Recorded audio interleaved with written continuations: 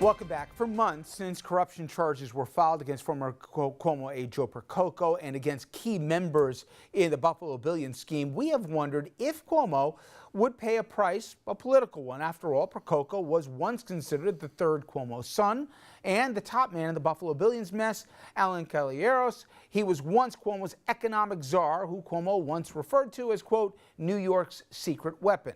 And both, they were working to help Cuomo when they committed the acts they were later convicted on. But now, Cuomo, he's going with an argument that those convictions actually vindicate him, not implicate him. And his approach, well, it got a quick smackdown from former U.S. Attorney Preet Bharara. Here's the details. Cuomo, he told the Post that the Percoco prosecution was actually aimed at Cuomo because, in Cuomo's words, Bharara, quote, doesn't go after Percoco to go after Percoco. He's going after him to get to the governor. That means they had to go through every piece of paper and every email for 2 years. Cuomo then added that they couldn't find any connection whatsoever. In many ways, it's the most credible exoneration in history because Preet was a scalp hunter and that's all he was. Cuomo added, if he had Joe Percoco in every file from Joe Percoco and he can't find a whisper on me, that is a hell of a thing. Now, if you think about it, Cuomo may have a point there. After all, look at the people now flipping on Trump. But the man who launched both prosecutions, he ain't buying that line. Bharara telling the Post, I appreciate Andrew Cuomo's need to spin, but I don't think he has anything to be proud of in the Buffalo Billion scandals or, frankly, in his record on corruption generally. Let's bring in our panel. Shelley Mayer, Democratic New York State Senator representing a chunk of Westchester County. Dominic Carter, political journalist and author. We're also joined here by Phil Reisman. He's a radio host on WVOX and columnist who wrote for the Journal News for more than 30 years. And Andrew Whitman, our senior political correspondent. So Shelley, you buy the governor's argument that even though 2 of the 3 men in the room have been convicted, and you've got also the Buffalo Billions, some of those players convicted as well, and his right-hand man, Joe Percoco, that somehow that means that Cuomo can't be guilty because they didn't find anything of him. Whether he's guilty or not, wasn't the corruption on his watch? Well, first place, I'd be very blunt. I'm a strong supporter of the governor. I don't think there's any allegation of criminal wrongdoing by him. He's absolutely right, as you acknowledged. They didn't find anything. They didn't charge anything. It wasn't like something happened. Yep. There's no question Albany has had some very bad players in it. I've had them around me. That doesn't taint every person. The governor is a brusque and tough guy. I don't think anybody would question that. He didn't like, obviously, Preet Bharara, I guess, and he said, basically indicated that in his comments. I think you guessed right, yeah. But that being said, you know, we're talking about a person who actually gets things done for people, and if you leave this room and talk to ordinary voters, they like that he gets things done. Towards Cuomo's point, though, there's a difference between legal and illegal versus right and wrong. And this is a lesson that the president could learn, and maybe the governor too, because if the litmus test is, was it illegal, that's a pretty low bar to clear. Please but do not is put it him right in or the same no, but is it wrong on Cuomo that this happened under his watch? It's not illegal. Obviously, no charges have been filed. But there's a right and wrong here. I don't think it's an apt comparison at all. I thought that line is so Trumpian, though. You know, the greatest exoneration in history, or whatever. You know, a scalp hunter. I mean, he could have put this on a tweet. You know, but he doesn't. Thank God. He doesn't. But you know, I think this has been an interesting week, not only on the presidential level, but for the governor also. I mean, they had the Democratic candidates for Attorney General, all of them, including the one he backs, Letitia James, said he's not above being investigated. And there's some thought that the Percoco thing, you know, particularly when he was working for the Cuomo's 2014 gubernatorial campaign, he was out of the administration and yet he's working in the offices making phone calls. That at least is an ethical breach. And a lot of phone calls while Cuomo was there. Yeah, nobody knows better than you, having spent the better part of last year at the Southern District Courthouse. When Bharara has his sights set on where he goes, if there was something on Cuomo, it would have come out. And I'm telling you, politically, I would have bet good money that this would have been a big problem for him in an election year. Nobody's talking about it, at least connecting it to him. I agree with you, and I agree with the senator to the degree of having sat in the courtroom.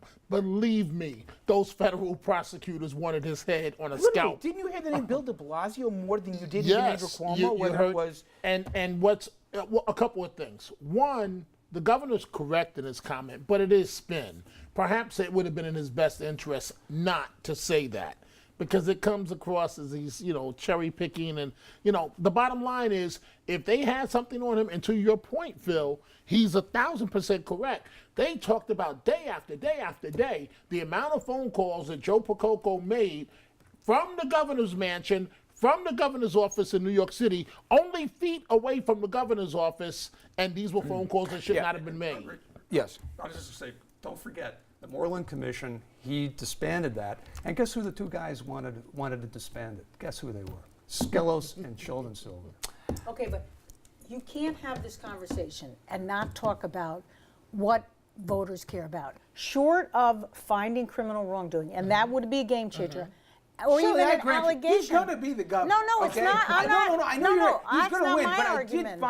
I do remember when he launched his governorship, and from the steps of Tammany Hall, right, on how he was going to drain the swamp or whatever. Right. And now Moreland goes away, and his buddies go away, and two of the three men in the room, other than him, are going away. Yeah. I'm just surprised, and I'll give him points for political skill, that we're just about the only guys talking about this right now. You're right. Okay. Now, one more Cuomo question to put to the panel here. Yeah. The governor. The governor has increasingly focused his campaign attention not at his primary or general election, but instead, he's talking about President Trump.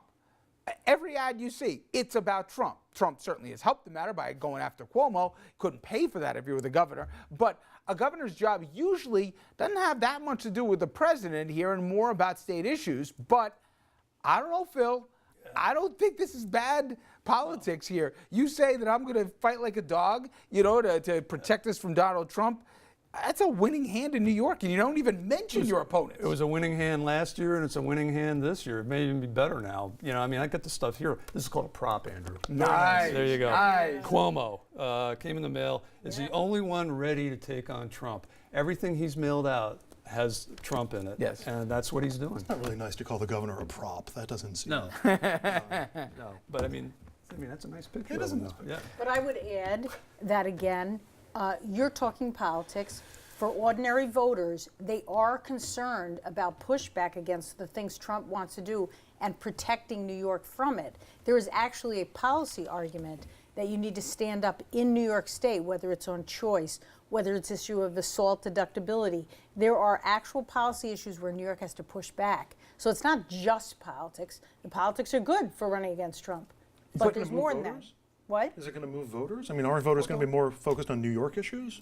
I'm saying they are New York issues. That's my point. Don't forget, when he gave a state address, he said Trump has declared war on New York. Yes, he did. So he's, so everything since then has been this war with and this Trump. legitimacy, Dom, with taxes, and obviously basically everything, in every policy decision, what's going on. We're going to talk about another one in a second in terms of Army teachers, right? But my point is, I get it. I just find I am amazed at how he has been able to play four corners here, from a basketball term, on this. I don't think he will ever mention Molinaro's name. I don't think he acknowledges Cynthia Nixon will even be in the room with him next week when they're doing the debate. I think he will mention Trump. When she says, "What's my name?" he'll say Trump. I really mean this. Give him points for, I guess, discipline. You're right. Rule 101 in 30 years of doing this, Richard, as long as you can go without naming your opponent, that's a good day. You don't put them on the same level as you. They are beneath you, they are not at your status, and thus you don't use their name. And that's what he's doing. And is a reason why he's an effective politician. He is a master, Governor Cuomo, master at running campaigns. And also beating up on Bill de Blasio. All right, coming up next. It's been more than 6 months since the massacre in Parkland, Florida, and not much has changed when it comes to national gun laws or the push to arm teachers and staffers. But now, you may have missed this, but the Trump administration, they believe they found a loophole, and they want to use your tax dollars to put guns in schools in the hands of teachers. That story and the debate straight ahead.